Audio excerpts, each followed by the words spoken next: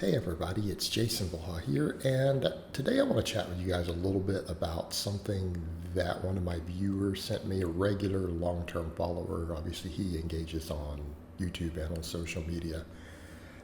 He kind of pointed out something, and I was unaware of it. He's like, look, I found some videos here. You were talking about all this stretch-mediated hypertrophy and lengthened positions and all of this stuff over a year ago. Like you were making videos about it and putting them up. And now on like YouTube, it's the current buzz, right? And I'm like, oh wow, I didn't know that it's what everyone is talking about now.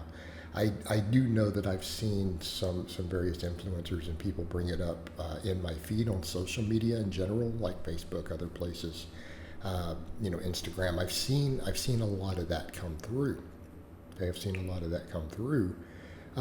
But he's right. This was stuff I was talking about quite some time back.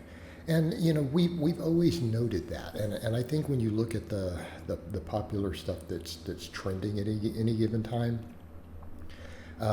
this is stuff I've talked about before too, but I've realized that the data doesn't always support all of this. But at one time, I recall, again, when the internet wasn't as big as it is now, and there was more magazines and stuff, there was a lot of stuff being even put at one time in magazines about, it was called like positions of flexion, right? And it was some of the writers, the top writers out there, who were the gurus really, they were being put in magazines and things, were talking about on every muscle group that if you really wanted to maximize it, that you should consider all 3 points, meaning pick exercises that put you into the lengthened position, which is again what we're talking about here with stretch mediated hypertrophy, ones that put you in the middle position, and then ones that put you into a contracted position, right? The shortened, what we would also call the shortened position, right?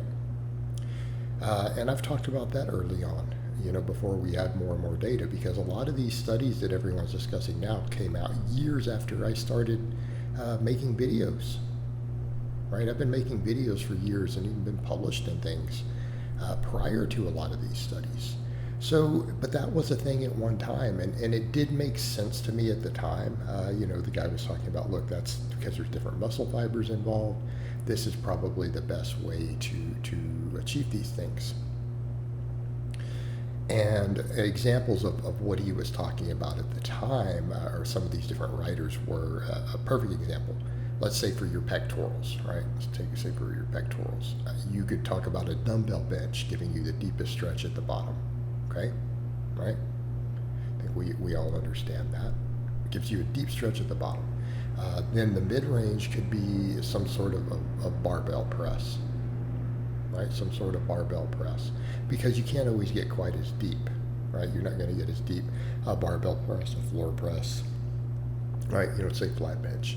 And then the contracted position could be a cable fly, okay? Or a machine fly. And so that's an example of what was being talked about a very, very, very long time ago. This is even before things like YouTube even existed, right? Before anyone was making fitness videos at all, anywhere in the world. This was being discussed. And as I looked at that, as research evolved, I started kind of saying, look, the data does suggest doing a couple different exercises is a really good idea. Right? It's a really good idea, because not every exercise does work all of the muscle fibers completely to a great extent. They can be de-emphasized in certain parts of a movement pattern, and it's not a bad idea to do a couple different exercises. And an example could be, bench press with a barbell, and then either maybe an incline bench or a dumbbell bench. All right, now we're working a couple different angles. Okay, you could do a barbell bench and then a closed grip bench, or a bench with a McDonald bar or a cambered bar. Right, so oftentimes thinking about, and it doesn't always have to be on the same day, it could even be done as a secondary exercise once a week, but the idea being, work everything from a couple different angles, but keep a focus on making sure that something is putting you into the lengthened position. Now, for me with bench pressing, I've always said we can emphasize that lengthened position more with the barbell by pausing. Okay, making sure we touch on the chest and we pause. That can emphasize that lengthened position a little bit more, right? Not only does it carry over to powerlifting technique-wise, from a hypertrophy perspective, arguably better for your pectorals. Okay.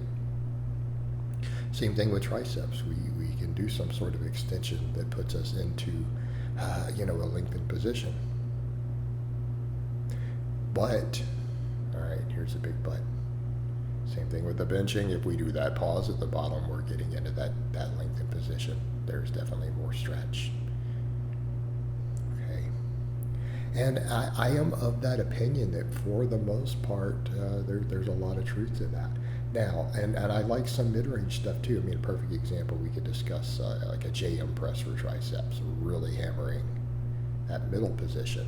But the thing is, if you want to maximize hypertrophy, you probably should have an exercise in there that puts you into that lengthened position, or put some emphasis on it. Because I mean, almost all exercises you're going to do it. I mean, technically, we go to a lengthened position with a barbell bench. It's just that the range of motion can be slightly limited due to our chest and rib cage being in the way. Okay, but the pause will emphasize it more. All right. I've always said things like, all right, think about on a good morning. If you really want big hamstrings, something that takes you into a lengthened position. Now, glute ham raise can do that, by the way. So before people say, but you don't always do good mornings or RDLs. No, I don't. But I do glute ham raises. That takes you into the lengthened position.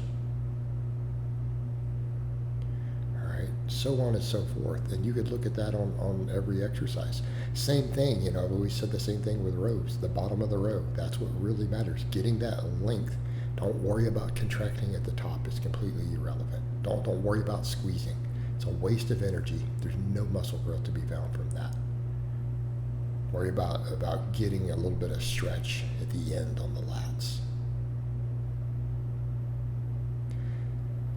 All right, and I was saying this quite some time back, more and more even a year ago, because there was a lot of data emerging on it. There was really, really good science supporting this.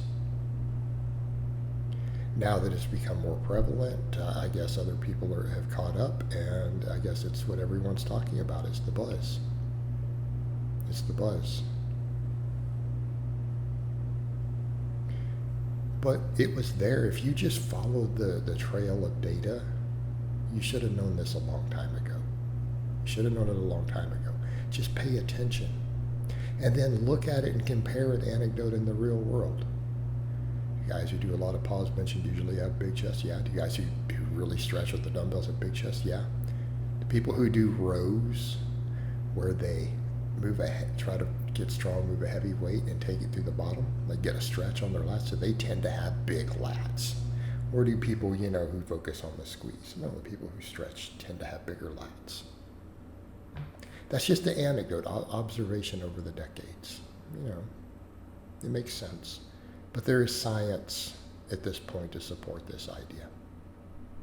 All right, guys, but that's really all I have to say on that today. I hope it's been informative, and I'll talk to you guys next time.